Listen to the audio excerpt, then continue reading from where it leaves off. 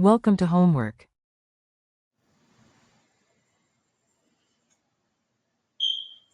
Right, in order to figure out the enthalpy change for our reaction, we have to use the numbers that were given in the table of enthalpies.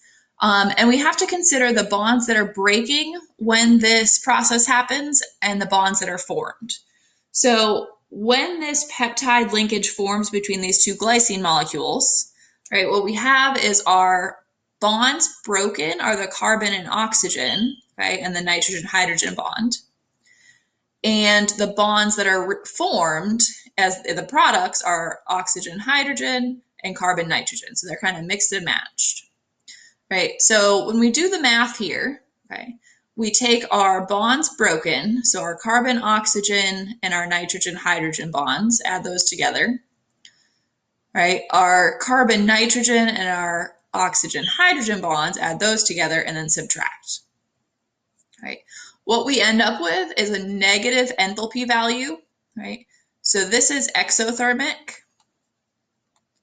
right? That's a favorable process for enthalpy. That means energy is being released. Okay. So our negative 23 is our enthalpy change for this reaction, bonds broken minus bonds formed. Now, in terms of entropy, which is delta S, we're looking at order or disorder, right? This entropy is going to be negative, right? When entropy is negative, that means it's becoming more ordered. So if we look at the overall structure of that, the linked glycine molecules in our product, overall there's less possible options in terms of arrangement, which means entropy is negative. All right, now when we look at our overall spontaneity, right, what we have to consider here is Gibbs free energy. So delta G equals delta H minus temperature times delta S.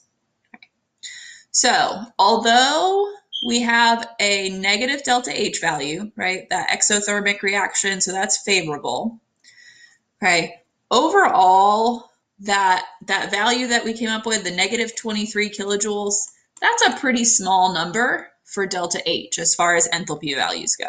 Okay, it's very possible to have them in the thousands, and we only have negative 23.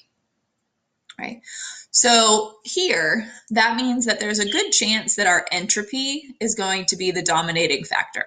Okay, and entropy was unfavorable. So if we have one that's favorable and one that's unfavorable, then we have to consider our temperature. Okay. So what we're going to see here, if we do this at like what we would call a normal room temperature, something like 298 Kelvin, okay, so about 25 Celsius, right, what we're going to see is that we're going to be subtracting a relatively large negative number, right? And in doing that, subtracting a negative is really the same as adding.